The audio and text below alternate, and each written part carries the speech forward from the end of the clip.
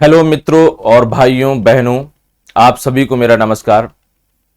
उम्मीद करता हूं सभी अच्छे होंगे और जो मेंस की तैयारी कर रहे हैं वो जुझारू तरीके से लगे होंगे, क्योंकि मेंस हमारा बहुत नज़दीक आ चुका है और उसके लिए ढेर सारी आंसर राइटिंग कर रहे होंगे। तो इसी आंसर राइटिंग की जो सीरीज़ हम लोगों ने चला रखी है, उसी सीरीज़ को हम लोग आगे बढ़ाते हैं, जो हम लोगों की है पॉलिटी की सीरीज़। तो पॉलिटी में हम लोग कॉन्स्टिट्यूशन को लेकर के ढेर सारे टॉपिक्स कंप्लीट कर चुके हैं। जो बचे हुए टॉपिक्स हैं उनको भी धीमे धीमे कंप्लीट करेंगे। आज का जो टॉपिक है वो हम लोग सबसे पहले बात करते हैं। तो जो आज का टॉपिक है वो क्या है? वो है स्वतंत्रता का अधिकार। किसका अधिकार? स्वतंत्रता का अधिकार। यानी कि ये एक हमारा क्या है? फंडामेंटल राइट है। तो सबसे पहले हम लोग बात करते हैं स्वतंत्रता का अधिकार होता क्या है अब वास्तव में स्वतंत्रता का अधिकार, इससे हमको क्या क्या मिलती है। तो जो स्वतंत्रता का अधिकार है वो एक प्रकार का हमारा क्या है? स्वतंत्रता का अधिकार जो है वो हमारा है फंडामेंटल राइट। कौन सा राइट है? फंडामेंटल राइट है, यानी कि ये है हमारा मौलिक अधिकार है। मौलिक अधिकार होने के साथ साथ क्या है, इसको कहां से मिला है हमको? कॉन्स्टिट्यूशन से मिला है। तो ऐसे वे सभी देश जहां पर कॉन्स्टिट्यूशन को क्या माना जाता है? सुप्रीम माना जाता है, यानी सुप्रीमेसी दी जाती है। तो उस देश में या उस तरह के देशों में मौलिक अधिकार लोगों के पास होते हैं शक्ति के रूप में। तो ढेर सारे ऐसे देश हैं जहां पर मौलिक अधिकार तो होते हैं लेकिन स्वतंत्रता का अधिकार कुछ देशों में नहीं होता है। जैसे कि अगर हम बात करते हैं तो कुछ ऐसे सोशलिस्ट कंट्री हैं, समाजवादी विचारधारा को जो मानते हैं, वो देश स्वतंत्रता के अधिकार को सही नहीं मानते। वो कहते हैं समानता का अधिकार सही है। ठीक है, स्वतंत्रता का अधिकार उनके अनुसार उदारवादियों का अधिकार हो जाता है, या लिबरल लोग स्वतंत्रता के अधिकार की बात करते हैं। खैर कोई बात नहीं, वो टॉपिक अलग है। आज का टॉपिक है जो उस पे बात करेंगे। तो आज हम स्पेशली पढ़ेंगे आर्टिकल 19 के बारे में। जैसे कि हम सभी को पता है आर्टिकल 19 से लेकर के 22 तक स्वतंत्रता के अधिकार को दिए गए हैं, लेकिन हमको जो आज पढ़ना है वो सिर्फ और सिर्फ पढ़ना है आर्टिकल 19 को लेकर के। आर्टिकल 19 में कुछ केसेस हैं, उन पर डिस्कशन करना है। क्या क्या केसेस हैं, इस पे कौन कौन सी बिल आए हैं, इन सभी पर डिस्कशन करते हुए हमको आगे बढ़ जाना है। तो चलिए हम लोग शुरू करते हैं आर्टिकल 19 के बारे में। तो आर्टिकल 19 एक ऐसा आर्टिकल है जो हमको कई प्रकार की स्वतंत्रता देता है। कैसी देता है? विभिन्न प्रकार की स्वतंत्रता हम लोगों को देता है। समझ में आ गया कि नहीं आ गया? और ये जो स्वतंत्रता है ये हमारे नागरिकों के लिए है। किनके लिए है? नागरिकों के लिए, यानी सिटीजन के लिए है। ये सभी लोगों के लिए नहीं है, ये भारत के सिटीजन्स के लिए होती है। तो जब कुछ अधिकार हम फंडामेंटल पढ़ते हैं तो उसमें लिखा होता है ये सभी लोगों के लिए है, कुछ है सभी नागरिकों के लिए। तो जहां नागरिक आते हैं वहां पर केवल और केवल नागरिकों के लिए है, सभी के नहीं। विदेशी लोग जो हैं उनके लिए नहीं है, या फिर ऐसे लोग जो भारत के नागरिक नहीं है उनके लिए नहीं है। ठीक है, क्लियर हुआ? चलिए अब आगे बात करते हैं। तो हमारा जो मौलिक अधिकार बताया गया है, तो यहां पर मौलिक अधिकार ये कहा गया है कि हमारे मौलिक अधिकार जो हैं वो हमारे असीमित नहीं है। इनकी सीमा जो है एक इनकी सीमा भी है, एक लिमिटेशन भी है। एक सीमा तक इनको यूज में लाया जा सकता है, उसके बाद इनको क्या कर दिया जाएगा? बंद कर दिया जाएगा। तो आर्टिकल 19 में जब पढ़ते हैं तो आर्टिकल 19 में हमारे पास कई प्रकार के अधिकारों को दिया गया है। वे कौन कौन से अधिकार हैं उन पर बात करते हैं। तो जैसे कि हम बात करते हैं आर्टिकल 19 क्लॉज 1 में। क्लॉज 1 में कुछ स्वतंत्रताएं यहां पर निर्धारित की गई हैं। क्लॉज 1 में स्वतंत्रताएं निर्धारित की गई हैं। कौन कौन सी? वो नीचे दी गई हैं। Clause 1 A B C D E F G ऐसे दर्शाई गई हैं। तो अगर हम पहले बात करते हैं क्लॉज 1 का सब क्लॉज, आर्टिकल 19 क्लॉज 1 और सब क्लॉज का, तो इस पे अगर हम देखते हैं तो यहां बताया गया वाक एवं अभिव्यक्ति की स्वतंत्रता। किसकी? Speech and expression. आप स्पीच दे सकते हो, एक्सप्रेशन, और जो आपके अभिव्यक्ति है ये कई प्रकार से अभिव्यक्ति हो सकती है। वो कौन कौन सी अभिव्यक्तियां हो सकती हैं उन पर भी अभी हम डिस्कशन करेंगे। पहले लेकिन शॉर्ट में हम लोग कंप्लीट कर लें। तो पहला कौन सा है? वॉक एवं अभिव्यक्ति की।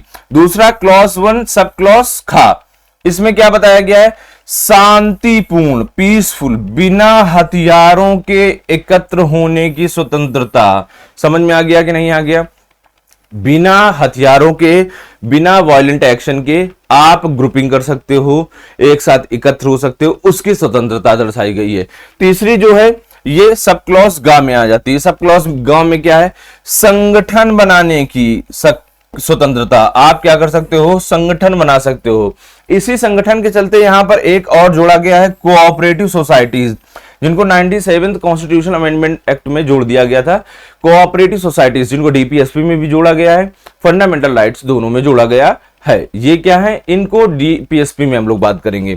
खैर, नेक्स्ट जो आता है वो घ आता है। घ में क्या दिया गया है, देश भर में स्वतंत्र रूप से घूमने की आवागमन, आप कहीं भी घूम सकते हो, किसी भी क्षेत्र में जा सकते हो, लेकिन इसकी भी सम सर्टेन लिमिटेशंस हैं। रीजनेबल ग्राउंड ऑफ रिस्ट्रिक्शंस के अंतर्गत इनमें भी कुछ लिमिटेशंस हैं। वो लिमिटेशंस कहां पर हैं, उन पर हम बाद में बात करेंगे। नेक्स्ट है जो अणा बात करते हैं, तो उसके बारे में बात करते हैं।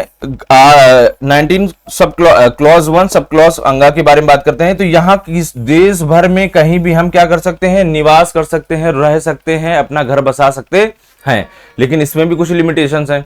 क्या लिमिटेशंस हैं, उनके बारे में बाद में बात करेंगे। फिर हम बात करेंगे छा के बारे में, ना कि चा के बारे में। तो छा के बारे में जब बात करेंगे तो हमारे पास अधिकार है क्या, पेशा करने की, व्यापार करने की, व्यवसाय करने की और आजीविका की। समझ में आया कि नहीं आया? हम व्यापार बिजनेस कर सकते हैं, बिजनेस के साथ ट्रेड कर सकते हैं, या फिर अपने जीवन जीने के लिए जो अर्निंग चाहिए होती है उसको हम गेट कर सकते हैं। ये हमारी स्वतंत्रता के रूप में हम किस तरह का बिजनेस कर सकते हैं, किस तरह का व्यापार कर सकते हैं, ये हमारी स्वतंत्रता आ जाती है। क्लियर हुआ? एक और आर्टिकल है, जो आर्टिकल है आर्टिकल 19 क्लॉज 1 सब क्लॉज चा। इसमें क्या बताया गया है, ये संपत्ति का अधिकार बताया गया। क्या बताया गया, संपत्ति का अधिकार। लेकिन आप सभी को पता है कि 44वें संविधान संशोधन 1978 में इसको क्या कर दिया गया था, इसको पूर्ण रूप से खत्म कर दिया गया था। यानी कि कहा गया था कि संपत्ति का अधिकार जो आर्टिकल 19 सब क्लॉज 1 में और क्लॉज 1 में और सब क्लॉज 4 में जो दर्शाया गया है, ये यहां से क्या होता है, खत्म होता है। लेकिन एक यहीं पर और दिया गया था संपत्ति का अधिकार आर्टिकल 31 में। जो आर्टिकल 31 का संपत्ति का अधिकार है वो कहां पर पहुंचा दिया गया, वो अनुच्छेद 300A में पहुंचा दिया गया। तो वो 300A में पहुंचा दिया गया, जबकि इसको यहां से पूरा खत्म कर दिया गया। तो कभी कभी क्वेश्चन पूछ लिया जाता है इस तरह के इंटरव्यू में कि जो आर्टिकल 19 क्लॉज 1 में, आर्टिकल 19 में स्पेशली आर्टिकल 19 में और क्लॉज 1 सब क्लॉज 4 में जो संपत्ति का अधिकार दिया गया है उसको क्या किया गया, तो उसको पूरा खत्म कर दिया गया है। आर्टिकल 31 में जो संपत्ति का अधिकार दिया गया उसको क्या किया गया, उसको ट्रांसफर कर दिया गया है। हमारे फंडामेंटल राइट्स से क्या बना दिया गया, उसको लीगल राइट्स बना दिया गया है, कानूनी अधिकार बना दिया गया है। अब इतना तो आप सभी को समझ में आ गया होगा, ये बेसिक है, बहुत ही साधारण है, बहुत ही आम है, इतना क्लियर हो गया। चलिए अब हम लोग नेक्स्ट बात करते हैं। नेक्स्ट क्या है उस पर बात करते हैं। तो दूसरा आया है, आपके सामने लिखा हुआ है, सब हम लोग इसको एक्सप्लेन करेंगे। अब एक एक पूरे के पूरे आर्टिकल्स को एक्सप्लेन करेंगे, जो सब क्लॉज हैं उनको। तो हम लोग देखते हैं पहला कौन सा है, आर्टिकल 19 क्लॉज 1 सब क्लॉज का, या फिर ए यहां पर लिख सकते हो। क्या लिख सकते हो, ए लिख सकते हो। वैसे ये ए यहां पर स्मॉल लिखोगे आप, ठीक है, यहां पर ए कैसा लिखोगे आप, स्मॉल लिखोगे, ठीक। अब यहां पर आगे बात करते हैं। चलिए इसके बारे में क्या बात करेंगे। यहां पर हम लोगों ने देखा कि यहां बोला गया वाक एवं अभिव्यक्ति की स्वतंत्रता। क्या बोला गया, वाक एवं अभिव्यक्ति की स्वतंत्रता। तो किस किस तरह से आप स्पीच एंड एक्सप्रेशन को दर्शा सकते हो, आप अपने विचारों के माध्यम से, आपका मत क्या है, आपका विश्वास किस तरह का है, आप शब्दों के माध्यम से, लिख करके, चित्रकला को दर्शा करके, चित्रकला के माध्यम से कार्टून बना कर सके, मुद्रण के माध्यम से, पिक्टोग्राफी के माध्यम से, या फिर आप कहीं कोई आकृति बना करके उसके माध्यम से, या किसी अन्य माध्यम से जैसे कि रंगमंच, थिएटर के माध्यम से, चित्रकला के माध्यम से, इनके माध्यम से क्या कर सकते हो, आप अपनी स्वतंत्रता को दर्शा सकते हो, या फिर आपके पास वाक एवं अभिव्यक्ति की स्वतंत्रता मिलती, इतने माध्यम से।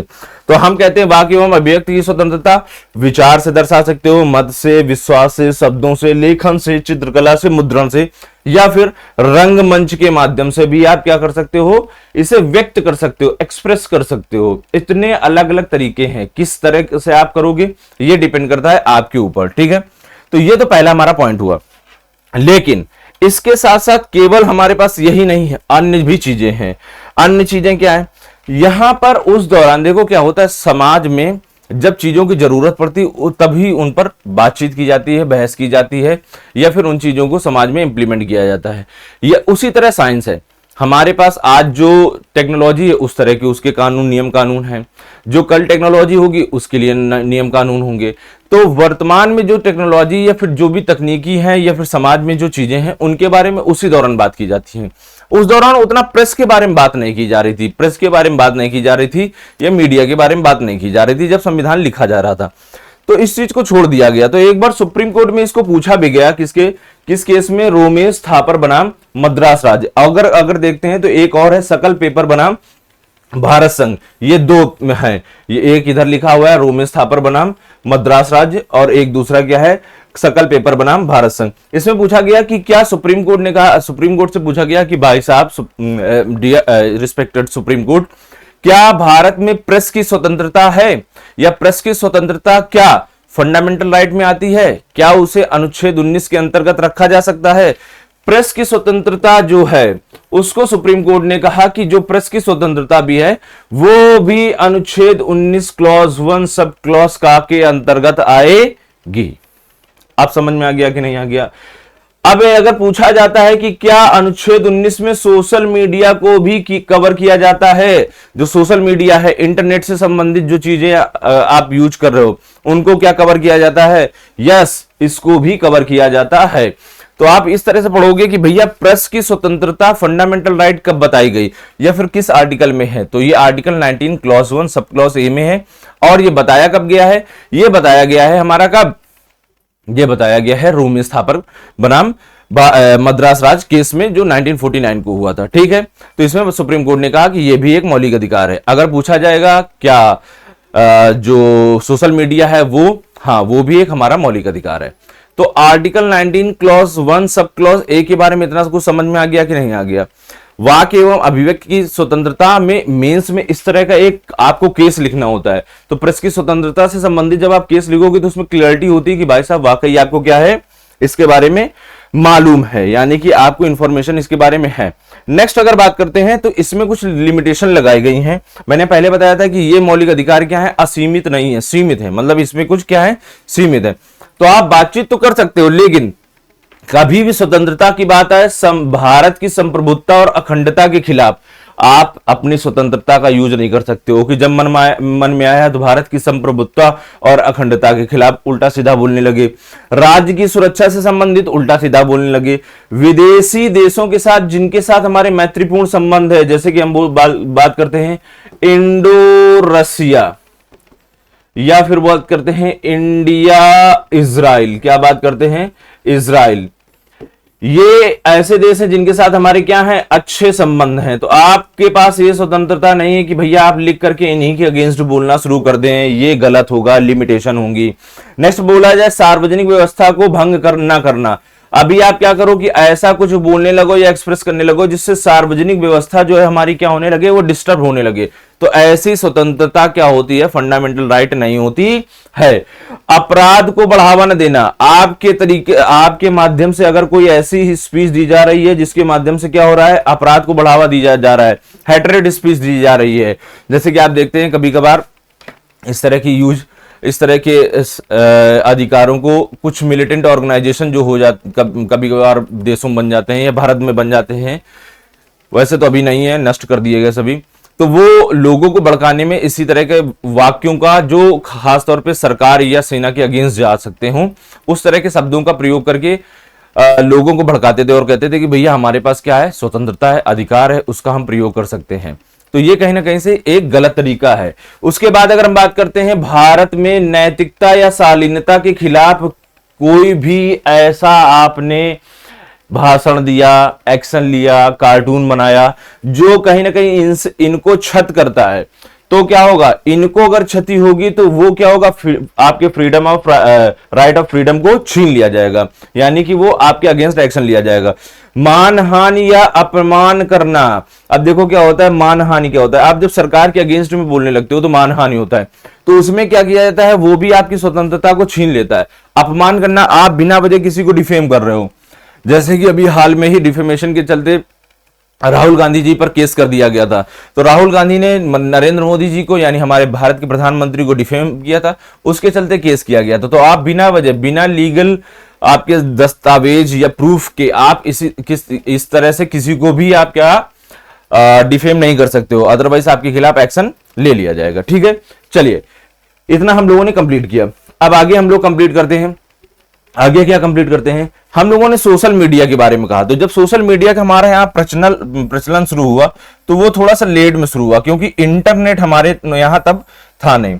तो इंटरनेट आते आते हमको काफी समय लग गया। तो इंडिया में जो इंटरनेट है वो हमारा कब से आया, वो अगर देखा जाए तो वास्तव में 1992 से शुरू हुआ, लेकिन बहुत कम मात्रा में।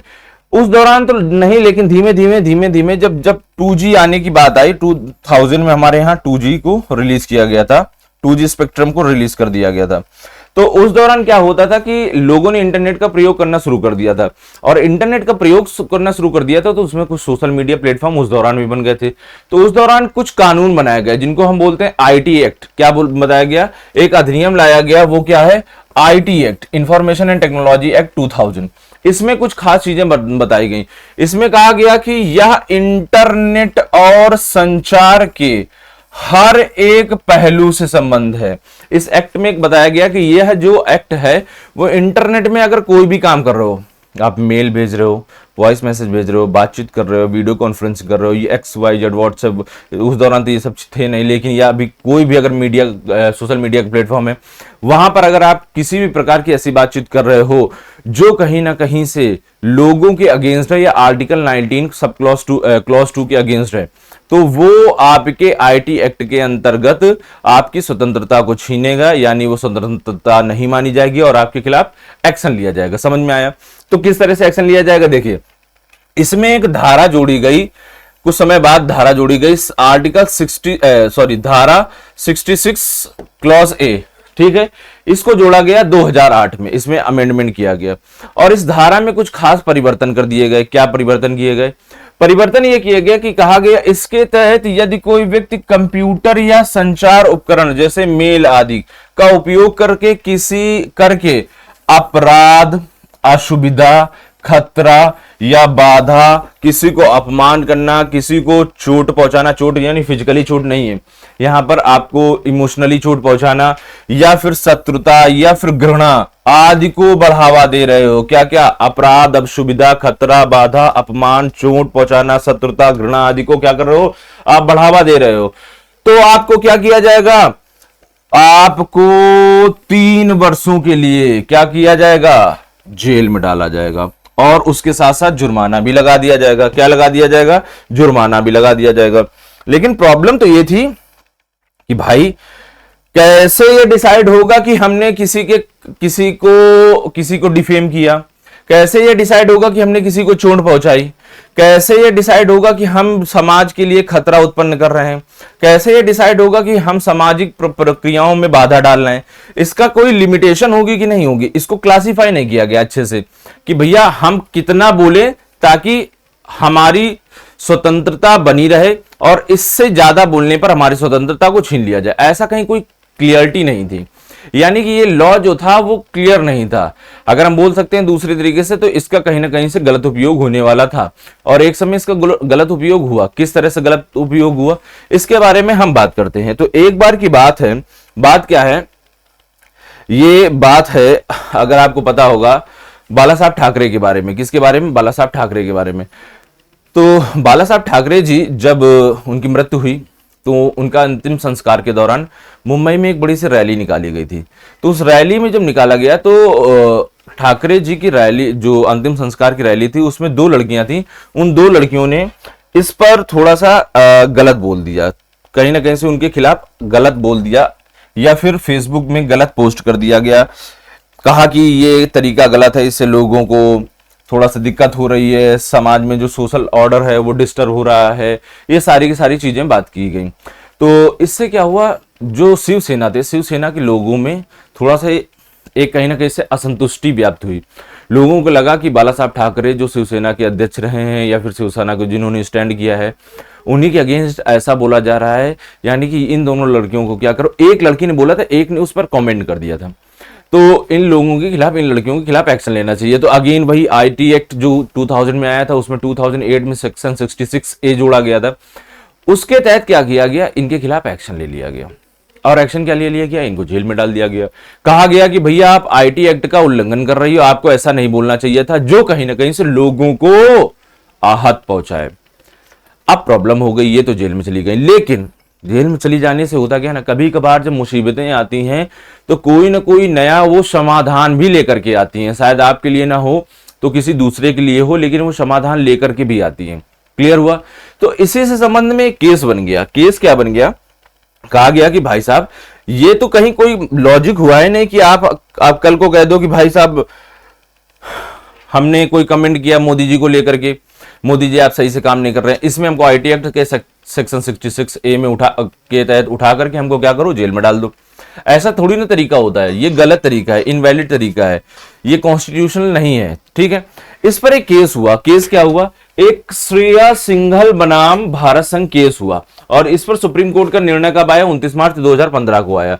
तो इसमें मैंने आपको पहले बता रखा था कि दो लड़कियों ने जो फेसबुक पर गलत कमेंट किया था, या फिर कमेंट कहीं ना कहीं से किया था, उनका अपना तरीका था, उसको लेकर के शिवसेना ने उनके खिलाफ एक्शन लिया और जेल में डाल दिया। तो सुप्रीम कोर्ट ने कहा कि ये जो सेक्शन 66 धारा 66A जो है, जो अनुच्छेद 19 सब क्लॉज 1 सब क्लॉज का के तहत है, ये कहीं ना कहीं से क्या कर रही है, ये अनुच्छेद 19 क्लॉज 1 सब क्लॉज ए को क्या कर रही है, उल्लंघित कर रही है। ये गलत है, ये एक तरीका नहीं होना चाहिए। और सबसे बड़ी बात ये क्या है, अस्पष्ट है। ये आईटी में जो नया धारा जोड़ा गया है आईटी के अधिनियम में, कहीं ना कहीं से इनवैलिड है, अनकॉन्स्टिट्यूशनल है। समझ में आ गया कि नहीं आ गया? और ये सरकार की मनमाने रवैया को दर्शाती है। तो ऐसे क्या है, ऐसे एक्ट को क्या कर देना चाहिए, हमको खत्म कर देना चाहिए, रद्द कर देना चाहिए। लेकिन इस पे सुप्रीम कोर्ट ने दो डॉक्ट्राइन्स का यानी सिद्धांतों का प्रयोग किया, और वो कैसे सिद्धांत है उनके बारे में बात करते हैं। तो पहली बात तो इसमें इन्होंने क्या कर दिया, सेक्शन 66 को क्या कर दिया, असंवैधानिक घोषित कर दिया। लेकिन दो चीजें इसमें डॉक्ट्राइन भी सुप्रीम कोर्ट ने दी। पहले ध्यान सुनो, doctrine of chilling effect. Doctrine of chilling effect क्या होता है? डॉक्ट्राइन ऑफ चिलिंग इफेक्ट में कहा सुप्रीम कोर्ट ने कि अगर किसी व्यक्ति को पता है कि हम इस काम को करेंगे तो हमारे लिए खतरा है, ठीक है, तो वो व्यक्ति करेगा ही नहीं काम। समझ में आ गया कि नहीं आ गया? तो मे भी उन लड़कियों को नहीं पता था कि इतनी लिमिटेशंस हैं, और इसके बाद अगर आप बोलोगे तो क्या होगा, आपके खिलाफ एक्शन ले लिया जाएगा। तो उनको पता नहीं था। तो ये कहीं ना कहीं से तरीका गलत है। तो डॉक्ट्राइन ऑफ चिलिंग इफेक्ट क्या बताता है कि इस सिद्धांत के अनुसार व्यक्ति उस रास्ते का उपयोग नहीं करता है, उस पाथ का उपयोग नहीं करता है जिसे वह जानता है, क्योंकि वह कानूनी खतरे में, क्योंकि उसे कानूनी खतरे का डर होता है। अगर किसी को पता है कि ये कानून है, इसका हम उल्लंघन करेंगे तो ऐसा होगा, तो ऐसा लोग नहीं करते हैं। तो उन लड़कियों को भी भी नहीं पता होगा, तभी तो ऐसा किया। पहला तो ये कहा। उसके बाद क्वेश्चन ये आया कि सर वो जो आईटी एक्ट है पूरा का पूरा जो 2000 में आया था, क्या पूरा का पूरा वो खराब है? तो सुप्रीम कोर्ट ने कहा नहीं। एक और आपको डॉक्ट्राइन के साथ हम बताते हैं, यह है डॉक्ट्राइन ऑफ सेवरेबिलिटी। समझ में आया कि नहीं आया? सेवरेबिलिटी मतलब क्या होता है? सेवर, इसको क्या बोलते हैं? इसको बोलते हैं काटना। ठीक है, अब ये क्या होता है? देखो होता क्या है, हम लोग अपने घर पे भी इसका इस्तेमाल करते हैं कि कभी कभार हम लोग सेब खा रहे होते हैं, अगर उसका कोई पार्ट खराब है तो उसको हम क्या कर देते हैं, कट करके फेंक देते हैं, रेस्ट पार्ट को हम क्या करते हैं, खा जाते हैं। ठीक है, कभी कभार हमारे घर में आलू है, आलू काट रहे होते हैं, तो आलू का जो खराब पार्ट है उसको हटा करके बाकी यूज में लाया जाता है। तो ये क्या होता है, उस पार्ट को हटा देना जो पार्ट खराब है, रेस्ट पार्ट को क्या करना, यूज में लाना। तो कहा कि हम एक डॉक्ट्राइन ऑफ सेवरेबिलिटी आप सभी को बताते हैं, यानी सभी को पता है वो चीज कि इसमें डॉक्ट्राइन ऑफ सेवरेबिलिटी का यूज होगा। यानी कि जो पार्ट आईटी एक्ट 2000 में खराब है या सही नहीं है या फिर गलत है, असंवैधानिक है, उसको आप हटाओ, रेस्ट कॉन्स्टिट्यूशनल है यानी कि संवैधानिक है, और उसको आप एप्लीकेबल बनाओ, उसको समाज में लागू करो। समझ में आया? तो ये बताया गया। तो इसमें कहा गया कि यदि किसी कानून का कोई हिस्सा लागू नहीं हो सकता है या अमान्य है, तो केवल उस हिस्से को हटाया जाएगा। ठीक है, बाकी शेष कानून क्या रहेगा, लागू रहेगा। तो धारा 66 जो है वो कहीं ना कहीं से पूर्ण रूप से असामान्य कर दिया गया, लेकिन बाकी अधिनियम को एप्लीकेबल रखा गया कि भाई साहब बाकी नियम सही है, कोई दिक्कत नहीं है। समझ में आ गया। तो आपको ने अभी तक 3 केसेस पढ़ लिए, तीनों केसेस आपको पता होना चाहिए। खास तौर पे श्रेया सिंघल का केस तो आपको पता ही होना चाहिए, ये बहुत इंपॉर्टेंट केस है। ठीक है, चलिए आगे बात करते हैं हम लोग। आगे क्या है उसमें, अगर इसके तहत अगर हम बात करते हैं तो हमने प्रेस की बात की तो मैडम इंदिरा गांधी की बात आ जाती है। तो मैडम इंदिरा गांधी ने एक बार क्या हुआ, 1972 की बात है। 1972 में इंदिरा गांधी के खिलाफ जब से ये प्रधानमंत्री बनी तब से ही क्या होने लगा, ढेर सारे इनके खिलाफ आर्टिकल्स आते थे या फिर लोग लिखते थे न्यूज़पेपर में। तो इसमें क्या हुआ कि इंदिरा गांधी ने कहा कि एक काम करते हैं, न्यूज़पेपर सिस्टम को बंद कर दो भारत से। तो अधिकारियों ने बताया ऐसा मैडम हो नहीं सकता है, क्योंकि लोगों के पास अधिकार है। तो कहा अब इसको इनडायरेक्टली बंद करो। तो बंद करने के लिए क्या कहा, एक इन्होंने अधिनियम, एक नीति लाए, और वो नीति क्या थी, समाचार पत्र मुद्रण नीति। क्या थी, समाचार पत्र मुद्रण नीति, यानी न्यूज़पेपर प्रिंटिंग रेगुलेशन एक्ट लाए, पॉलिसी लाए थे। इसमें क्या था, हम लोग समाचार जो बनाते हैं, जो समाचार जिसमें लिखा जाता है, पत्र होता है, उसके लिए इंक चाहिए होती है। उन पत्रों में लिखने के लिए, उन कागजों में, अखबार में लिखने के लिए इंक चाहिए होती है। वो इंक उस दौरान भारत में बनती नहीं थी। भारत में बनती नहीं थी तो वो विदेशों से लाई जाती थी। अब विदेशों से कोई चीज लाते हैं तो हमको क्या देना पड़ता है, पैसा डॉलर में देना पड़ता है। तो इंदिरा गांधी जी ने कहा कि भैया अभी हमारे पास फॉरेन जो रिजर्व है उसकी कमी हो गई है, डॉलर की कमी हो गई है, और हमको क्या करना है, इसके तहत इंक नहीं आ सकती है, बाकी सब कुछ आएगा, इंक नहीं आ सकती है। और इस कारण हमें क्या करना होगा, अभी न्यूज़पेपर बंद करने होंगे। ये कहीं ना कहीं से इंदिरा जी का गलत डिसीजन रहा, या फिर हम बोल सकते हैं कि उन्होंने अपने हित में इस तरह का डिसीजन लिया, इस तरह की पॉलिसी लेकर के आए कि हमारे अगेंस्ट कोई लिख नहीं पाएगा। अच्छा, उस दौरान टीवी वगैरह होती नहीं थी ज्यादा कि भैया आप न्यूज में ही सब कुछ दिखा रहे हो, इंदिरा जी जो गलत कर रही हैं।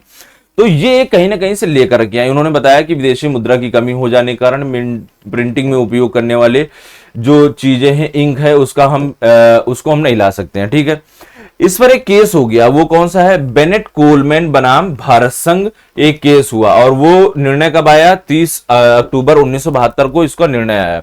इसमें क्या बताया गया, इसमें सुप्रीम कोर्ट ने कहा कि भाई साहब बहुत ही क्लियर है। वो क्या क्लियर है कि यह पूरा की पूरी पॉलिसी क्या है, पूरी की पूरी पॉलिसी असंवैधानिक है। इसको क्या कर दो, आप खत्म कर दो, क्योंकि इसमें मात्रात्मक प्रतिबंध भी है। क्या है, क्वांटिटेटिव रिस्ट्रिक्शंस हैं। तो ये इस तरह के रिस्ट्रिक्शंस उचित नहीं होते हैं, ये गलत हैं, और इस तरह के रिस्ट्रिक्शंस को अप्लाई नहीं करना चाहिए। पूरा का पूरा समाचार पत्र मुद्रण नीति को क्या कर दिया गया, असंवैधानिक घोषित सुप्रीम कोर्ट के द्वारा कर दिया गया। समझ में आ गया। तो इसमें यह बताया गया कि भाई साहब आपके पास प्रेस की स्वतंत्रता है, और प्रेस की स्वतंत्रता होने के चक्कर में अगर आप कोई कानून लेकर के आते हो कि स्वतंत्रता को भंग किया जाए, तो ऐसा पॉसिबल नहीं है। ये कहीं ना कहीं से क्या है, गलत है। समझ गए। अब चलो, मैंने आपको आर्टिकल 19 क्लॉज 2 में एक चीज बताई थी, वो है सेडिशन या राजद्रोह। राजद्रोह के बारे में बताई थी कि ये भी आपके ऊपर, मतलब आप सरकार के खिलाफ या राजा के खिलाफ जब बोलते हो तो आपके खिलाफ एक्शन जो लिया जाता है वो क्या होता है, राजद्रोह होता है। उसे बोलते हैं सेडिशन, कि राजा के अगेंस्ट बोला, विद्रोह किया है, तो ये राजद्रोह कहलाया जाएगा। तो ये क्या है, क्या हमारे संविधान में अभी है कि नहीं है, अगर है तो शुरुआत कहां से हुई, किस तरह से जोड़ा गया, इन सभी चीजों पर बात की जाएगी। तो जब बात करते हैं आर्टिकल 19 क्लॉज 2 में सेडिशन की, तो सेडिशन जो शुरू हुआ वो कब से शुरू हुआ, आपको बता देते हैं। 1857 में जो हम लोगों ने पहली स्वतंत्रता संग्राम किया, वो स्वतंत्रता संग्राम तो सक्सेस नहीं रहा, लेकिन उस दौरान से क्या हुआ, ब्रिटिश ईस्ट इंडिया कंपनी को भारत से खत्म कर दिया गया, और पूरा का पूरा राजा का शासन आ गया, यानी क्राउन रूल शुरू हो गया 1947 तक। ठीक है, उसी दौरान क्या हुआ, 1860 की बात है कि 1860 में लॉज जो कानून थे उनको लॉ मेंबर के द्वारा कोडिफाई किया गया, यानी कि जो कानून थे पहले अस्पष्ट नहीं थे, अस्पष्ट थे, स्पष्ट नहीं थे, उनको क्या किया गया, पूरा का पूरा लिखा गया। और जो लिखा गया उनको कहां पर लिखा गया, किसके तहत, आईपीसी के द्वारा लिखा गया, जिसको हिंदी में बोलते हैं भारतीय दंड संहिता। तो भारतीय दंड संहिता को 1860 में ही लिखा गया था। समझ में आ गया। अभी आईपीसी खत्म करके बीएनएस लेकर के आ गई है सरकार। इसमें कहा गया 1860 में कि धारा 100 आईपीसी, कौन सी धारा, 124 ए के तहत अगर कोई व्यक्ति पुलिस, पहली बात इसमें पुलिस को शक्ति दी गई और कहा गया कि यदि कोई व्यक्ति सरकार के अगेंस्ट, किसके अगेंस्ट, सरकार के अगेंस्ट घृणा फैलाता है, अवमानना करता है, असंतोष व्याप्त करता है, चाहे वो शब्दों के माध्यम से हो, चाहे वो लिख करके हो या भाषण के माध्यम से हो, तो उसे क्या माना जाएगा, उसे माना जाएगा राजद्रोह। और राजद्रोह के तहत क्या है, उसको सजा सुनाई जाएगी। तो भैया फिर से सुनो, आईपीसी को 1860 में कोडिफाई किया गया। उसके तहत उसमें एक कौन सी है धारा, 124A है। उसमें यह बताया गया कि यदि कोई व्यक्ति सरकार के खिलाफ या राजा के खिलाफ मुंह से बोलता है, लिखता है, एक्शन करता है, या फिर राजा का अपमान करता है उसके तहत, या फिर घृणा फैलाता है, तो उसको क्या माना जाएगा, उसको सेडिशन के तहत रखा जाएगा, या फिर उसको कहा जाएगा कि ये राजद्रोह के अंतर्गत आता है व्यक्ति। यानी कि इसके खिलाफ क्या होना चाहिए, एक्शन लिया जाना चाहिए या फिर मुकदमा चलाया जाना चाहिए। समझ में आ गया। तो अब ये मुकदमे की जब बात आती है तो चीजें बदल जाती हैं। कैसे बदल जाती हैं भैया, इसमें सबसे पहले पुलिस को पावर दी जाती है कि भाई उस व्यक्ति को ना तो उसको बताओ ना ही कुछ, उसको उठा लो। समझ में आया कि नहीं आया। फिर उसके खिलाफ एक्शन लिया जाए, फिर कड़े से कड़े एक्शन के साथ साथ उसको सजा दी जाए। ये सारी की सारी प्रक्रियाएं उस दौरान एप्लीकेबल थी। खैर वो तो ब्रिटिश पीरियड था। तो ये पूछा गया कि राजद्रोह एक औपनिवेशिक कानून था, क्या यह आज के समय में भी एप्लीकेबल है या इसकी आवश्यकता है। तो इसमें क्या हुआ, कहा गया कि अभी लोकतांत्रिक देश है भैया, लोगों के द्वारा राजा चुना जा रहा है। कॉलोनियल सिस्टम अलग था, समझ में आया। वो सिस्टम था जहां राजा पहले से ही था। यहां पर राजा किसके द्वारा चुना जा रहा है, लोगों के द्वारा। अगर गलत होगा तो उस पर बात की जाएगी, लेकिन यहां पर क्या है, राजद्रोह को सीमित किया गया है। यानी कि राजा के खिलाफ ना जाकर के आर्टिकल 19 क्लॉज 2 में जो चीजें दर्शाई गई, उसमें सरकार के खिलाफ अगर कुछ बोलता है, गलत बोलता है, ऐसा बोलता है जो कहीं ना कहीं से पूर्ण रूप से गलत है, वो सही बात नहीं है, तो उसके खिलाफ राजद्रोह का एक्शन लिया भी जा सकता है, यानी सेडिशन चार्ज किया भी जा सकता है, लेकिन लिमिटेड। इसको कहां बताया गया, एक केस हुआ केदारनाथ सिंह बनाम बिहार राज्य। इसमें क्या बताया गया, 1962 में था। इसमें बताया गया कि जो आईपीसी की धारा है अभी भी लागू रही थी।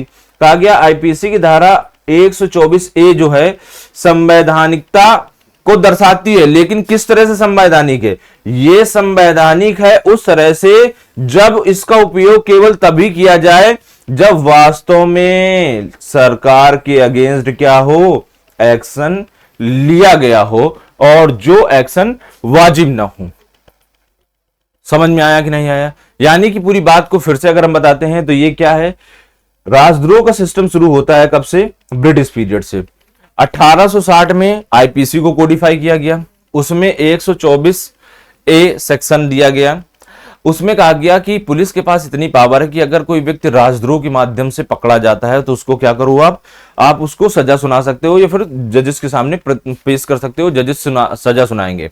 अब राजद्रोह को कैसे बताया गया है, यदि कोई व्यक्ति बोल करके, लिख करके, भाषण दे करके सरकार के खिलाफ घृणा फैलाए, असंतोष जताए या अवमानना करे सरकार की, तो उसको राजद्रोह की संज्ञा में लाएंगे। ठीक, लेकिन ये भारत जब आजाद हुआ तो क्या इस कानून की वैधता है कि नहीं है, इस सेक्शन की वैधता है कि नहीं है। तो कहा गया, सुप्रीम कोर्ट ने कहा केदारनाथ सिंह केस में, हां इसकी वैधता है, लेकिन वास्तव में अगर जब चेक हो कि वाकई इस व्यक्ति ने गंदगी फैलाई है या फिर सरकार के खिलाफ बोला है, गलत बोला है, ऐसा नहीं बोलना चाहिए था, तो फिर क्या होगा, ये सही मान लिया जाएगा और उसके खिलाफ एक्शन लिया जाएगा। तो राजद्रोह एप्लीकेबल आज भी है, लेकिन किस तरह से उसकी परिभाषा थोड़ी सी बदल गई है।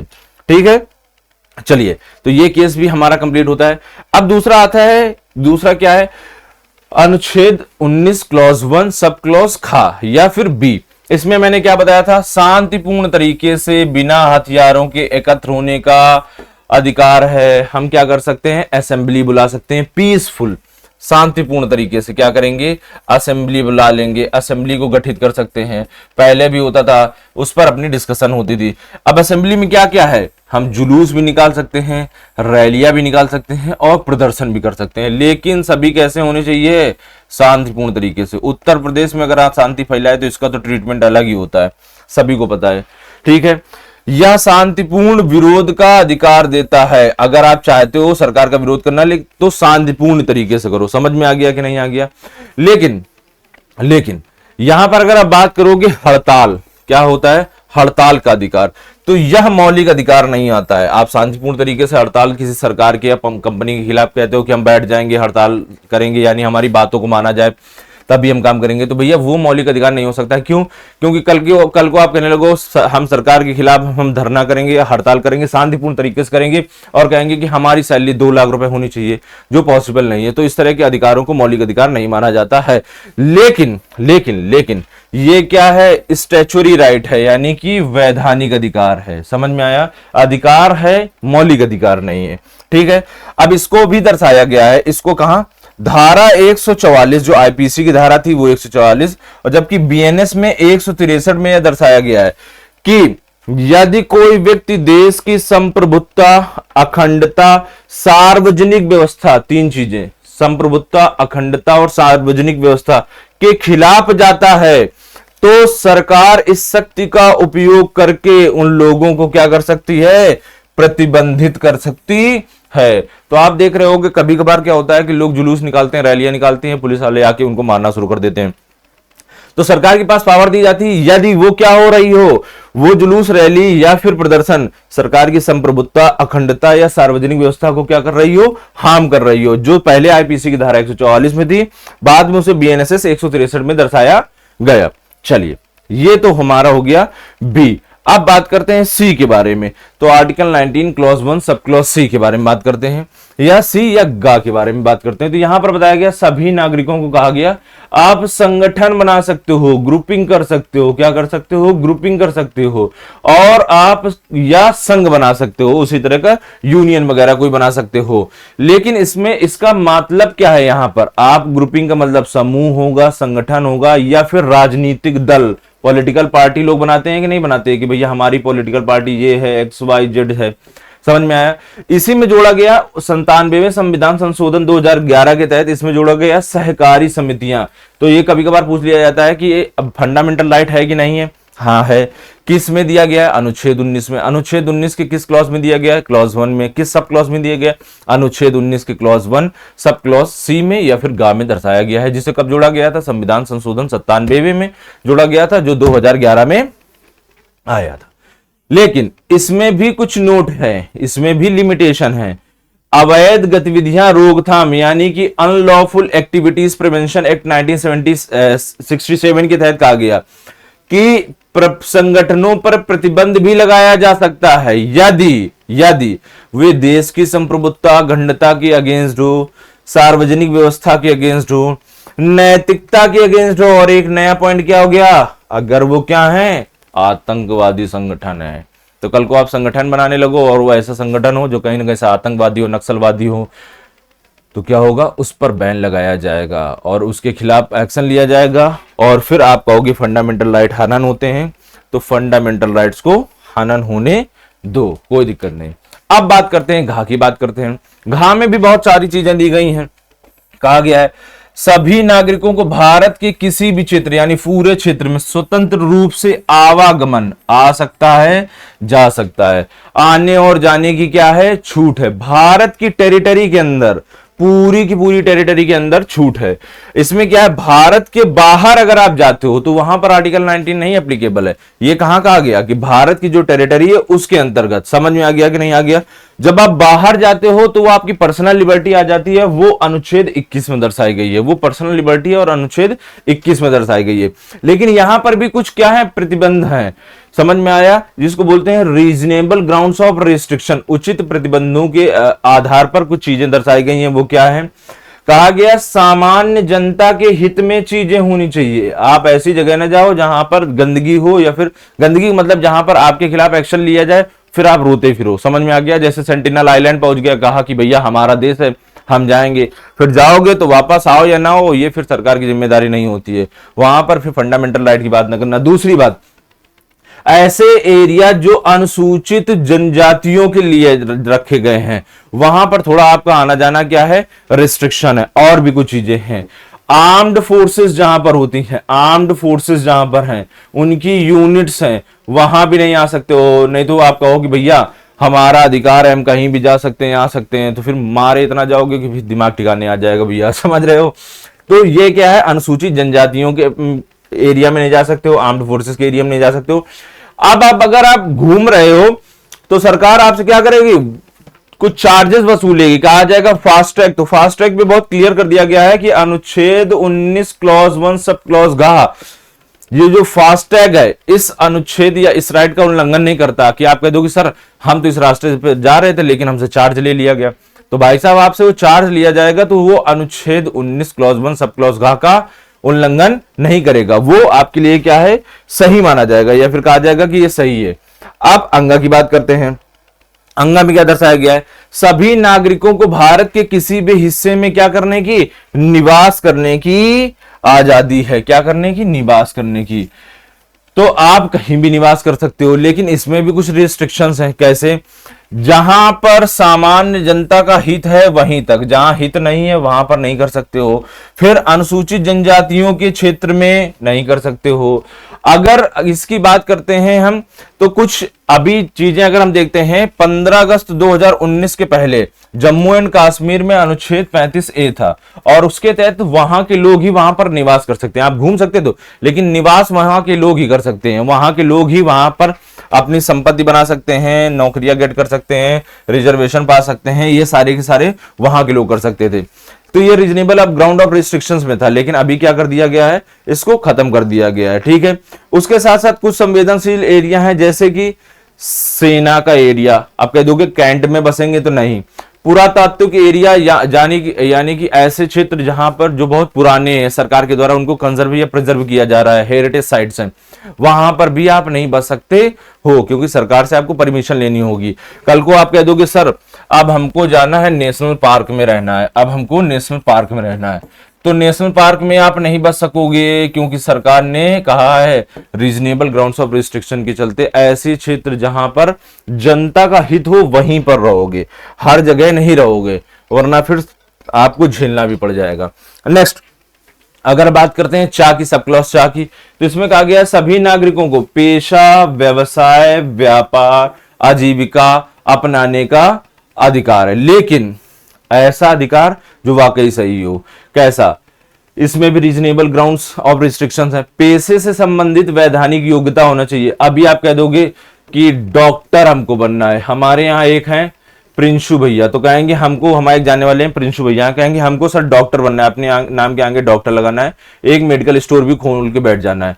तो आपको प्रिंशु पता होना चाहिए कि इसके लिए पहले क्या होगी, आपको मेडिकल की क्या चाहिए होगी, डिग्री चाहिए होगी। समझ में आ गया कि नहीं आ गया। कल को कोई कह देगा सर हमको वकील जी बनना है, तो वकील बनने से पहले क्या होगा, आपको इसकी डिग्री चाहिए, LLB करे हो कि जबरदस्ती बैठ गए आकर के। समझ में आया। उसके साथ साथ आप अवैध व्यापार नहीं कर सकते हो, अनैतिक व्यापार नहीं कर सकते हो। अवैध व्यापार का मतलब आपसे कहा गया कि आप X व्यापार को इतना ही कर सकते हो, आपने कहा X+1 करेंगे, गलत है। अनैतिक, सरकार कहती है ड्रग्स नहीं बेचना, कहोगे नहीं हमको तो ड्रग्स भी बेचना है, गलत है। कुछ व्यवसायों के लिए सरकार से क्या लेनी होती है, अनुमति लेनी होती है। तो जैसे कि आप कहोगे कि सर हमको एक लकड़ी का कारखाना, टिम्बर का कारखाना खोलना है, तो सरकार पहले उसको क्या देगी, आपको परमिशन देगी। आप कहोगे हमको सर पेट्रोल पंप खोलना है, तो पेट्रोल पंप के लिए आपको क्या सरकार से चाहिए होगी, परमिशन चाहिए होगी। सरकार ने परमिशन दे दी तो आप कर सकते हो। समझ में आया कि नहीं आया, इतना समझ में आया कि नहीं आया। तो अगर सरकार ने परमिशन दी तभी आप कर सकते हो। इस पर एक केस था, वो केस भी हम लोग यहां पर पढ़ लेते हैं जो इसी से रिलेटेड है। तो इसी से रिलेटेड एक केस है, ये आपके सामने है। वो क्या है, वो केस क्या है, वो केस है भीखाजी नारायण वर्सेस मद्रास राज्य। किसके बनाम में है, मद्रास राज्य के बनाम में है, सॉरी मध्य प्रदेश सरकार के बनाम में है, मद्रास राज्य नहीं। तो भीखाजी नारायण ने MP गवर्नमेंट के अगेंस्ट में 1955 में केस किया था। वो केस क्या किया था, ध्यान से सुनो, ये इंपॉर्टेंट है। ये एक जो कानून आया था, अधिनियम आया था, बरार मोटर वाहन संशोधन अधिनियम 1947, जो हमारे संविधान लागू होने के पहले कानून आया था, उसको यहां पर चैलेंज कर दिया गया। क्या कर दिया गया कि चैलेंज कर दिया गया कि भैया ये हमारा क्या है, हमारे अनुच्छेद जो हमारा फंडामेंटल राइट है, फ्रीडम है, उसको क्या कर रहा है, ये वायलेट कर रहा है, कहीं ना कहीं से ये गलत है, इसको नहीं होना चाहिए। तो कहा गया कोई बात नहीं, चलिए इसको देख लेते हैं। चेक किया गया तो सुप्रीम कोर्ट ने इस पे एक और डॉक्ट्राइन दिया। अपना डॉक्ट्राइन वो कौन सा था, ध्यान सुनो। सुप्रीम कोर्ट ने कहा कि डॉक्ट्राइन ऑफ एक्लिप्स एक होता है, क्या होता है, ग्रहण का सिद्धांत। तो आप देख रहे हो ये ग्रहण है कि नहीं है, आप देख रहे होगे। कहा क्या गया कि अगर कोई आपके फंडामेंटल, कोई कानून आपकी फंडामेंटल राइट को क्या कर देता है, वायलेट कर देता है, तो उसको पूर्ण रूप से खत्म नहीं किया जाएगा, कुछ समय के लिए उसको क्या कर दिया जाएगा, उसकी शक्ति को कमजोर कर दिया जाएगा, ठीक है। लेकिन उसमें और भी कुछ चीजें हैं। क्या है चीजें, यदि वो कानून आपके संविधान लागू होने के बाद बनाया गया है, यदि वो कानून कब बनाया गया है, आपके संविधान लागू होने के बाद बनाया गया है, तो फिर दिक्कतें हैं। वो क्या दिक्कतें हैं, उस तरह के कानून को पूर्ण रूप से असंवैधानिक घोषित कर दिया जाएगा। अगर संविधान लागू होने के पहले बनाया गया है तो उस तरह के कानून को क्या किया जाएगा, आपको कुछ समय के लिए आप उसकी पावर को, या फिर उसकी पावर को कुछ समय के लिए नहीं, उसकी पावर को कमजोर कर दिया जाएगा। बस दोनों चीजें समझिएगा। तो कहा गया यहां पहला, यह संविधान एक कानूनी संविधान है, सिद्धांत एक कानूनी सिद्धांत है जो क्या कहता है, यदि कोई कानून मौलिक अधिकारों के साथ असंगत है, मेल नहीं खाता है, तो अमान्य नहीं है, वह ग्रहण में चला जाता है, यानी उसको छिपा दिया जाता है, ये नहीं कि उसको खत्म कर दिया जाए, ठीक। इसका मतलब यह है कि कानून पूरी तरह से समाप्त नहीं होता है, बल्कि मौलिक अधिकारों के कारण उसकी प्रभाव क्या होता है, कमजोर हो जाता है, यानी इतना इफेक्टिव नहीं रह पाता।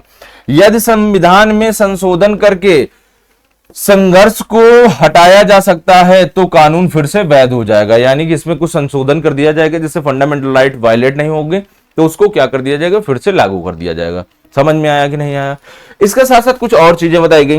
वो क्या चीजें बताई गई, कहा गया, सुप्रीम कोर्ट ने यह भी कहा कि भैया अगर प्री संवैधानिक कानूनों की बात करते हैं, यानी संविधान जब लागू नहीं हुआ तो उसके पहले की बात करते हैं, तो मौलिक अधिकारों की जांच के अधीन में नहीं होते हैं, और वे मौलिक अधिकारों का उल्लंघन करेंगे तो क्या होगा, वहां पर ग्रहण लगे, वहां पर क्या लगेगा, ग्रहण लगेगा, यानी उनकी शक्तियों को कमजोर किया जाएगा। यदि संविधान संशोधन द्वारा मौलिक अधिकारों का उल्लंघन हटाया जाएगा तो इस कानून को लागू किया जाएगा। समझ में आ गया कि नहीं आ गया। यानी कि अगर हम बात करते हैं कि इसमें अगर हम संविधान संशोधन कर देंगे तो इसको एप्लीकेबल कर दिया जाएगा। समझ में आ गया कि नहीं आ गया, एप्लीकेबल हो जाएगा, यानी कि इसको हम लागू कर देंगे और वो संविधान में संशोधन भी हो गया है, तो इस कारण वो फंडामेंटल राइट्स को वायलेट भी नहीं करेगा। समझ में आ गया। इसके बाद सरकार ने प्रथम संविधान संशोधन अधिनियम 1951 पेश किया, जिसके तहत क्या किया गया, इस अनुच्छेद 19 क्लॉज 1 सब क्लॉज 4 पर क्या किया गया, एक कानून बनाया कि जो सामान्य जनता के हित में कानून लाए जाएंगे, जो सामान्य जनता के हित में कानून लाए जाएंगे, अगर वो कहीं ना कहीं से वायलेट कर भी रहे हैं तो उन पर थोड़े से रीजनेबल ग्राउंड्स ऑफ रिस्ट्रिक्शंस होंगे, पूर्ण रूप से उन्हें अवैध नहीं घोषित किया जाएगा, अमान्य नहीं किया जाएगा। ठीक है, तो जो आज की क्लास है इतनी ही है। हम लोगों ने पूरे आर्टिकल्स पढ़े। पहला आर्टिकल है स्पीच एंड एक्सप्रेशन का, फिर असेंबली का है, फिर एसोसिएशन का है, फिर मूवमेंट का है, फिर अपना घर बसाने का, रेसिडेंट का है, फिर हमारे पास प्रॉपर्टी का राइट था जो खत्म हो गया है, फिर हमारे पास बिजनेस या ट्रेड का राइट है। तो सारे के सारे आपने जो मेन आर्टिकल्स थे उनको कंप्लीट किया। मेन आर्टिकल्स कंप्लीट करने के साथ साथ आपने वो सारी चीजें भी कंप्लीट की जो इससे संबंधित केसेस हैं या कानून हैं, जैसे आईटी एक्ट कंप्लीट किया आपने। आईटी एक्ट में क्या क्या है वो भी है, श्रेया सिंगल केस भी आपने कंप्लीट किया, बेनेट कोलमैन का केस कंप्लीट किया, जो न्यूज़पेपर प्रिंटिंग रेगुलेशन पॉलिसी आई थी 1971 में, उसको 72 में उसको भी कंप्लीट किया। तो ये सारे छोटे छोटे पॉइंट्स आपने कंप्लीट कर लिए हैं, इनको आप नोट डाउन करिए, इस पर आप प्रैक्टिस करिए, तब जाकर के आप क्या होगा, आपके लिए ये फायदेमंद होगा। समझ गए। तो फिलहाल आज की क्लास इतनी ही रहेगी, मिलेंगे हम लोग नेक्स्ट क्लास में नेक्स्ट टॉपिक के साथ। तब तक के लिए आप सभी को मेरा नमस्कार, धन्यवाद।